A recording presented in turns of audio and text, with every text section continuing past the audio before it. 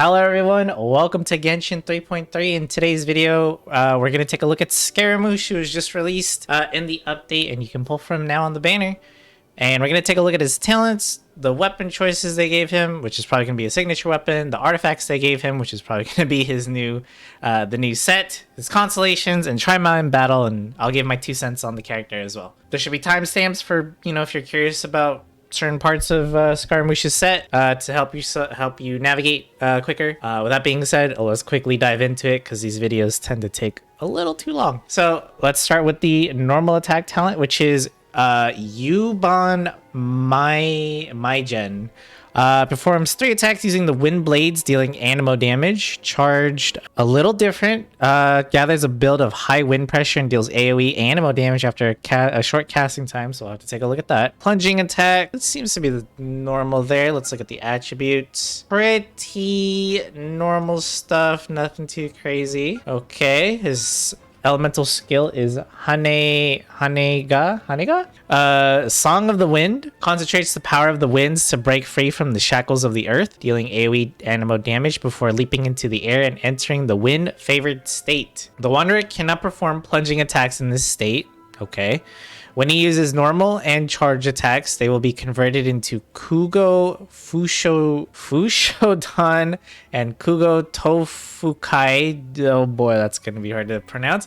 Respectively, the damage they deal and their AoE will be increased, and their damage will be considered normal and charge attack damage respectively. Okay, so this means that any buffs to normal and normal attacks and charge attacks will still apply here. So Kugo is Tofukai will not consume stamina. The Wanderer will, oh my god, this is a long effect.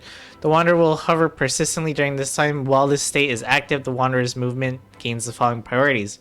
Persistently consumes the Kugor Yoku, I'm so sorry, points to maintain this hovering state. When sprinting, additional points will be consumed for the Wanderer to accelerate midair. Holding sprint will cause persistent point consumption to maintain speed. This effect will replace his default sprint. Jumping expends extra points to increase his hovering height. Hold jump will cause persistent point consumption to keep increasing his hovering height. Running out of points will end the wind favored state. A second cast during the duration of the wind favored will also end it. So just right off the bat, before we even take a look at his combat, this like whole hovering thing he can do is going to make exploration a lot easier. So if you're someone that struggles or just you hate having to climb a lot and all that stuff, it's like if you ever played Kingdom Hearts, you unlock the ability to glide like halfway through. It's like the similar thing. You're just like gliding around. It makes just exploration a lot easier. It does some damage, and then we see the Fushodan and Kai damage is also pretty kind of low, but I'm guessing this is because he attacks really fast, and then you initially have 100 points. I don't know if that upgrades when you level up the talent yet, and has a cooldown of 6 seconds. Pretty short. And then we have the final burst ability, which compresses the atmosphere into a singular vacuum that grinds all troubles away, dealing multiple instances of AoE Anemo damage. If the character is in the wind favored state due to the skill, his elemental skill, he'll stop hovering basically. It'll end after casting. So it does 235.5% times 5, so it hits 5 times with a cooldown of 15 seconds and an energy cost of 60. That's not too bad. Let's take a look at the passive talents, which is Jade Claim Flowers, the first one. If his elemental skill comes into contact with anything but Anemo, Dendro, and Geo, when it is unleashed, this instance of wind favored state will obtain buffs according to the contacted element. So if it's Hydro, you get 20 more points to hover around. If it's Pyro, he gets an increase of attack by 30%. That's pretty good. If he gets Cryo, crit rate increased by 20%. Electro, he'll get energy every time he attacks with normal and charge attacks. That one's really, really good. These all seem really good. Hydro seems to be the go-to if you're going to use him for exploration. Pyro, Cryo, and Electro are all good options. You can have up to 2 of these different buffs. So you can have, the increased crit rate and the increased attack for like maximum damage here, or you can opt in to go for more energy with Electro if you want him to have high burst uptime. So that sounds really, really good there. We're going to the next passive talent, which is called the Gales of Reverie. This one seems kind of long.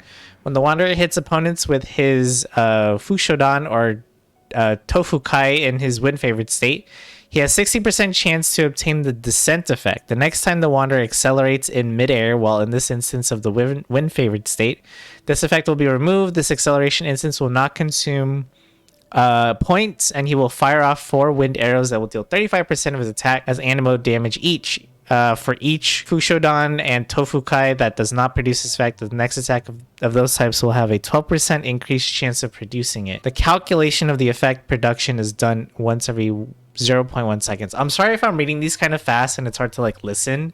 I'm just trying to get through it kind of faster, but he has a chance to not consume points and still get a speed boost while in the wind favored state. And then he'll also shoot off these arrows that kind of do not really much damage, but I suppose they are applying Anemo here. So we'll see how that looks in combat. And then his final one is expenses when you're ascending bows and catalyst weapons is cut in half, which is really nice. It saves you some money there. That's all for the talent so far. Let's take a look at the weapon, which is his signature one, the Tula's Remembrance. Oh my goodness, this is hard to say. 590 base attack with a crit damage at 40.2%. Keep in mind this is only at level 80s. Let's look at the effect. Oh my goodness, another long one. So Bygone Azure Teardrop. Your normal attack speed is increased by 10% after the wielder unleashes his elemental skill. Normal attack damage will increase by 4.8 every second for 14 seconds. After hitting an opponent with a normal attack during this duration, normal attack damage will increase by 9.6. This increase can be triggered once every 0.3 seconds. The maximum normal attack damage increase per single duration of the overall effect is 48%.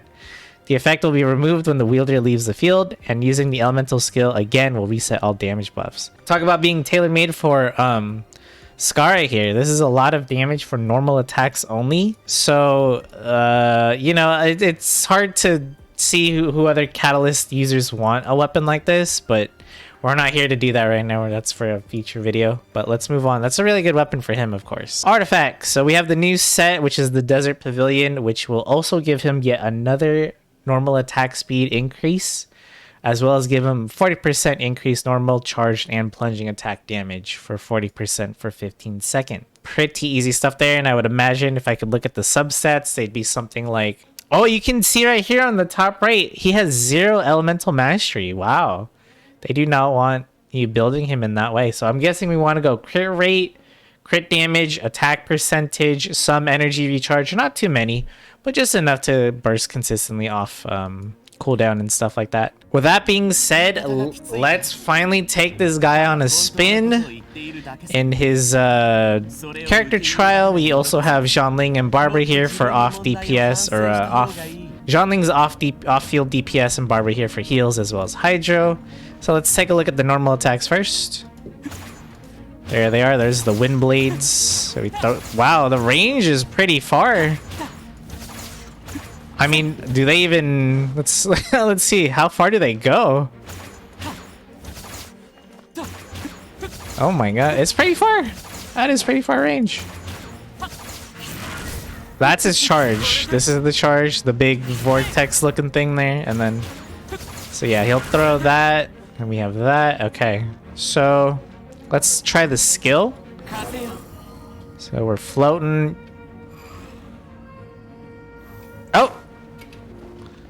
It stopped, I guess, because I let go of space. Let's try that again. Really short cooldown. Wow. Oh, you can see the... I was wondering how you see how many points you have left. It's like a separate stamina bar. Okay. So when you actually use it, you drain it much faster. That makes sense. And then... So you can either just glide around or just go straight up. I don't think you can switch between the two, right? So if I go like this and then... Oh yeah, you can. Never mind. Wowie wow. Alright, let's try him out. Do that.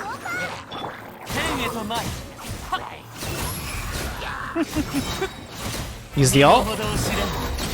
Holy moly. Oh, I see. It's 5 hits really fast. It's not like Kazuha or Sucrose where it does intervals of damage. It's just instant, almost. 1, 2, 3, 4, 5, like that. All right.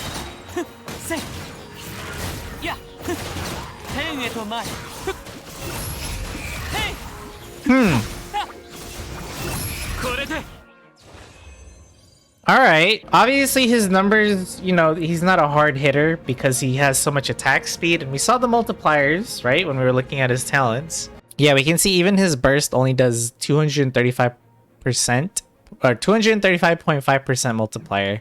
And these are all at level 8, of course. So he seems to be a fast hitter, sort of like Yoimiya. Yoimiya is also a fast hitter, that's why her multipliers aren't that high. However, because he's Anemo, the only thing you can do is swirl. It's not like you can expect to see high numbers. Like Yoimiya, even though her damage multipliers are low, she will still have instances where you see big damage with her because, well, she's Pyro and you can do Vaporize, you can do Melt, and that results in big damage. However, Anemo is just swirling, and while that's some damage, also this guy has 0 elemental mastery from his artifacts. You're not going to be seeing hard hits from this guy. Also, something to mention is that he's not getting his full damage here because he is meant to be played with the other new 4-star character, Faruzan, who's also in this banner. She reduces your enemy's Anemo resistance by a bit, and I believe she also gives an attack buff based on her own attack. So Scaramouche, while in this trial, is definitely missing a big chunk of his damage that he would get from Faruzan. Also, Faruzan helps group up enemies as well. He seems like a very simple character to play. Like, I don't understand, well, I don't see what combos you could come up with him. I feel like, you know, you could probably just do, you know, put some charge attacks in there, or maybe start with one, and then do his 1, 2, 3, end with it, depending on his stamina. This seems to be really nice for, you know, exploration. I mean, just floating around, this is going to make it easier to traverse a lot of landscapes in Teyvat. Especially when you don't want to swim, you can just float over stuff. Alright, finally, we're going to take a look at his constellations and see if they're any good. So C1. When in the wind-favored state, the attack speed of the Wanderers, Fushodan and Tofukai are increased by 10% yet again. Additionally, the wind arrows fired by the passive talent Gales of Reverie will deal an additional 25% of his attack as damage. So this goes from, what was it, 35 plus 25, so he gets like 60? You must unlock the passive talent first. Makes sense. That one seems okay. Another attack speed bonus though is really nice. So he's getting like, you know, with his signature weapon, with the artifact set, he's getting like a 30% speed boost here. Attack speed boost, I should say. C2. When in the wind-favored state, ceremonial plays will see its damage increased by 4% per point of difference between the maximum amount of his points contrasted with the present capacity when using a skill.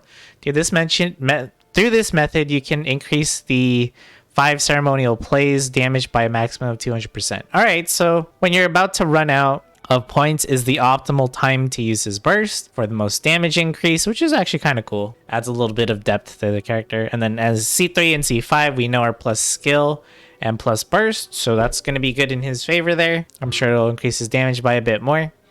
And then we have at C4, excuse me, wrong one. Sorry, his C4 is when you cast his elemental skill, should the passive talent Jade Claimed Flower be triggered, character will gain buffs in correspondence to the contacted elemental types and also obtain a random untriggered buff. A maximum of 3 corresponding elemental buffs can exist simultaneously.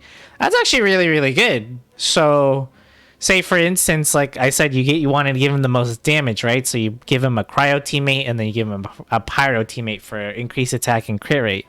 Well, this one's going to give you a random one, so you could either get increased point cap for your flight or your skill, you know, mode, or you can get the energy restoration from Electro. It's a random choice.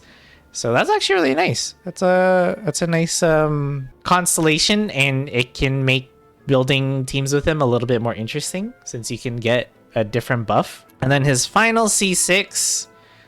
When the Wanderer actively hits an opponent with his Fushodan while in the wind-favored state, the following effects will occur. You'll deal an additional instance of Fushodan at the position hit, dealing 40% of the attack's original damage. This damage will be considered normal attack damage. When the Wanderer falls below 40 points, he'll restores 4 points to him His points can be restored in this manner every zero point 0.2 seconds. This restoration can occur up to 5 times within one wind favor duration. So this is going to make your wind favored state last even longer. You'll be in the air longer to trigger more of his talents and just attack in the air more, which is kind of nice. But this is also C6. Seems to be a bit more damage because you get additional instance of the thing, even though it's less. I would say his C4 is probably going to be his most interesting, or at least his best talent, and then this one is okay, and then C1 of course is also pretty solid as well. So in conclusion, I think Scaramouche is going to be a fun character to play. He actually it's kind of funny that he's with Arataki Ito on the banner as well, because I feel like both characters are just like, they're solid DPS characters in their own ways. But I don't think either of them are OP broken, again, like a Ganyu or something, or a Raiden Shogun, in more ways than one. But I think he's a fun character to play. If you enjoy the character, his playstyle, personality, whatever, I think you'll have a lot of fun playing as him. And again, I think this gliding ability gonna make your life so much easier when exploring Teyvat for Sumeru, or even, you know, more areas to come. Because again, you could just float around, like float over lakes, rivers, or if you don't want to climb, you can give yourself a big, you know, like either just boost up towards it, or like boost over it, or you can give yourself a big like climbing head start. With that being said, let me know what you guys think about our latest 5-star character to join us in Genshin Impact. Are you guys excited to play as the Wanderer? Are you gonna build him? If so, let me know in the comments down below. I will have a video for Faruzan that will come out tomorrow, so look forward to that. Subscribe if you liked the video, and I'll see you guys in the next one. Thanks for watching.